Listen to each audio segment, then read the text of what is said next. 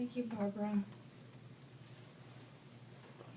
Next, I'll be introducing Ted Sparrows. And Ted will be reading Kindness of Strangers and Strip Mining in Outer Space.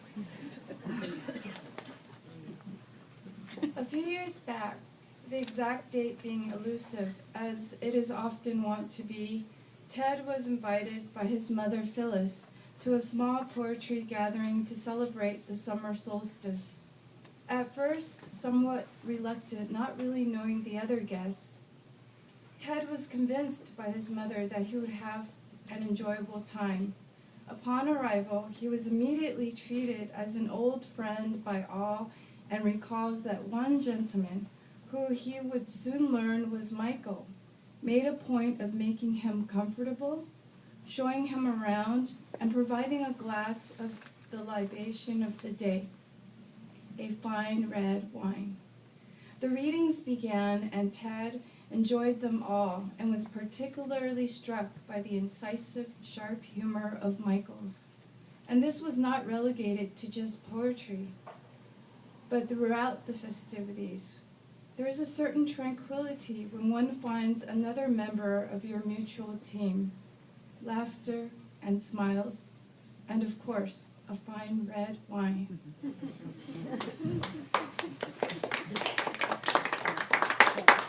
Broken, I'm gonna cry. I'm actually gonna do these in the opposite direction because of the dynamics of it. So I'd like to start with strip mining in outer space.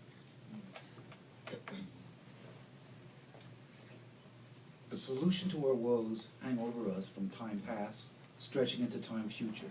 With glacial precision, the stars are an unfracked shale, a mine shaft descending into an infinite utopias of energy.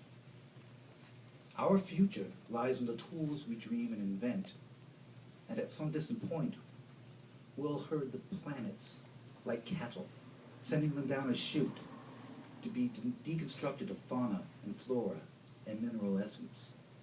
For now, undeveloped, we only dream of strip mining outer space.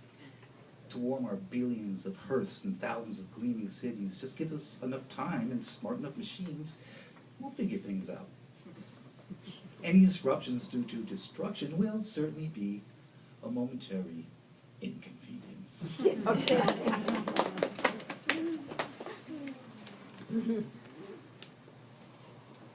The kindness of strangers.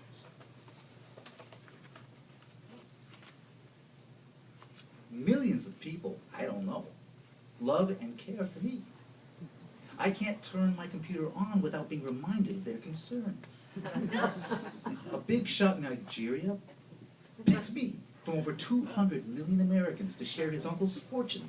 And I win the UK and European lotteries on the same day. There are a few details. Now, many people are concerned about the size of my penis. My inadequacy seems to be all over space. I get the taunting, "Did nature give you a big dick?" Along with promises, "Grow my man sausages by 3 to 5 inches. I only need to send in money. Speaking of money, there are 1,000 plans to help me become a millionaire. Effortlessly sitting in my pajamas, drinking coffee, or on the deck of my new tropical home, sipping rum and fruit juice. I don't have to do a thing. Sign a check, and look in the mailbox once a day. And I can be a Russian bride or a Christian single. Someone would be happy to hook up with a millionaire, with a large member, with nothing to do but drink all day and count his money."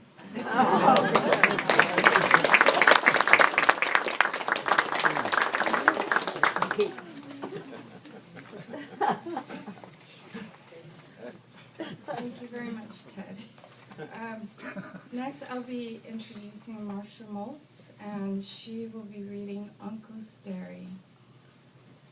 Marcia met Uncle Michael in 1976 when she was 11 years old.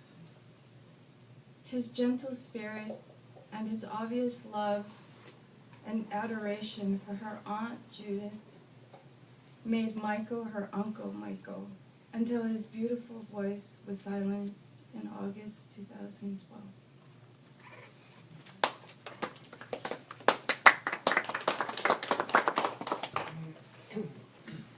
Uncle Sterry is actually my Aunt Judith's uncle, and he's my great uncle. And this is from a trip that they took back in the 70s or 80s. 70s. And back in the 70s to New York, where my mother and my aunt are from. Uncle Sterry. This old house, set off the road to Valley Falls, aged, birch white and peeling, like shingled skin. This maple driveway lost in autumnal hues, clay-stained leaves, running wild in antlered sun. A strong man, neighbors called him, as good as ever wore a pair of shoes. But now with his wife living in town, nursing a broken ankle, TV glows and drones, blue parody of burning brush as we approach the door. The homogenized babble of talking heads looms incongruous here in Rockwell country. Any voice to fill the twilight now, any mode of sleep. We talk about the madness of California weather. All the same sun, day after day. No seasons like a neon tube. Must confuse animals. With animals you need season, rain, snow. The exact gold of October, there's a time to rest, the mare, and a time to foal. Same with the sheeps and cows. The only thing he regrets, Uncle Sterry says, is giving up his car because of the cataracts. That and letting his delicate wife Blanche sleep alone in the dining room heater. The night she rose from troubled sleep and stepped through the closed glass door towards the warmth of relatives in town. As the evening wears on, Uncle Sterry reveals ghosts and skeletons of apple butter country. The Irishman crazed by debts and whiskey who bludgeoned his wife and 2 boys and buried them beneath the flat rocks in a field of stubbled corn. Or you take the Millers now, Stu and Ariella. She had a slight hunchback, don't you know? Had not had no children, them 2. 6 kids born, 3 was normal, 3 was dwarfs. Had not had no children. We say goodbye. The time to depart grows like a shadow. We say goodbye to Uncle Sterry, shaking those burled hands that once milked and sowed and baled hay in the course of the morning. I don't even know what I felt like driving back. Light beams cutting, like air, the molten snow. A loss? Not sorrow exactly, but cheated and a fear.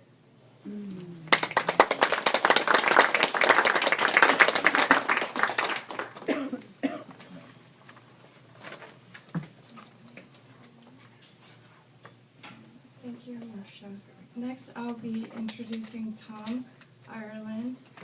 I don't have any notes, any bio or autobiography from Tom, but I'm certain of his infinite love for Michael Shorb. Tom?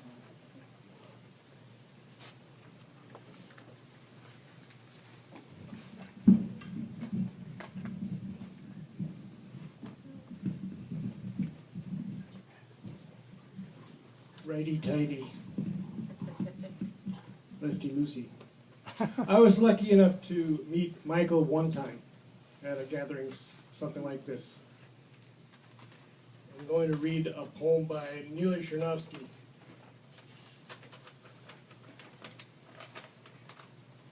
Your Garden, in memory of Michael Shorb.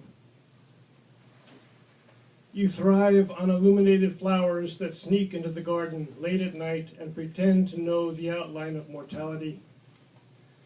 You ordain this order in the plenitude of love and demand the roots that twist in a fever. You are a prince of gnats and beetles. The elder bricks are welcoming as you walk through the garden. Love is a distant daisy and life flows. Luck shadows the innocent gardener who bends to work with a spade. You, identified long before the printed word, now laugh when botanical books smell like the living earth. Love is a bell ringing in the mind of a bee. Light is a ribbon stretched, 1, 2, 3, up to infinity. Your forever is familiar, a simple rose, a yellow rose, a path in the motion of the garden.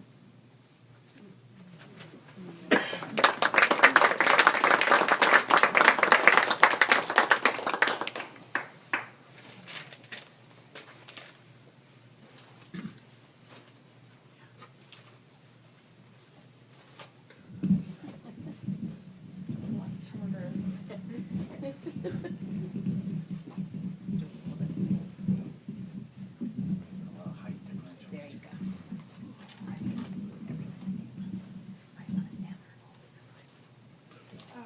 I'll be reading some poems by Michael Shorb, and I'll be reading Canoe People, Rainforest Massacre, Planet Sunburn, and There's Michael by Myrna. I'm just so happy and honored that I got to read Michael's poetry, and I cried so many times just reading this book, and I'm really honored and grateful, really grateful, because when you read words that touch your heart and soul so deeply and that really speak to about the world and life and humanity and nature, it's a miracle. It's magnificent. It's a gift, and I'm so grateful for that gift.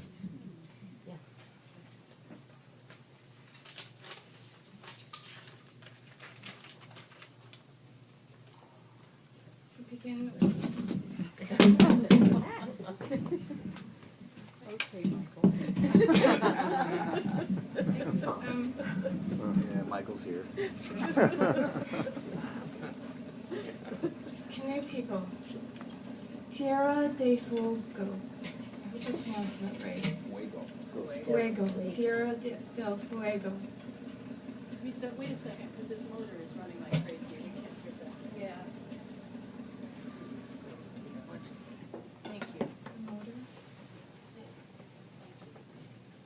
They say this land was named for hunting, fishing families who built camps in roaring dusk, catching careless seals, gathering mussels to roast over driftwood fires, their stories scattered on rocky ground with leftover bones.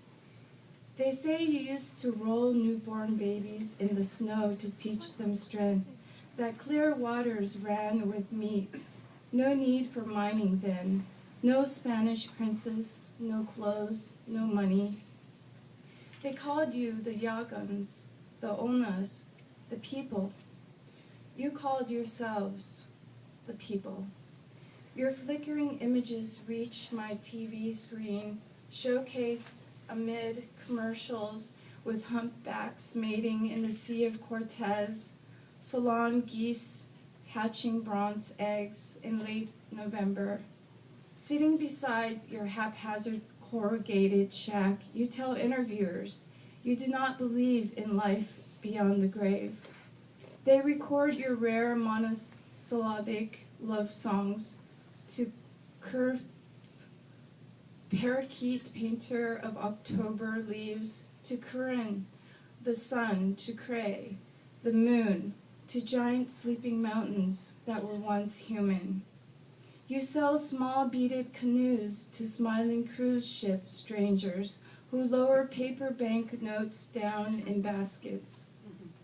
I can't even address your images to claim that some universal love unites us, or open a can of anything without hearing the distant curses of your fathers crying from the Spanish mines, forced to dig tin in the fractured wakes of gold and silver. Or fatuously contend that any system on the overmanaged earth can save you. Even the doors of knowledge are closed. I cannot mouth the lyrics from one of your droned-out legends of earth, fatherhood, and sky, or reach out lost palms of my hands forming islands. Include us, people, in your songs. We are dying too.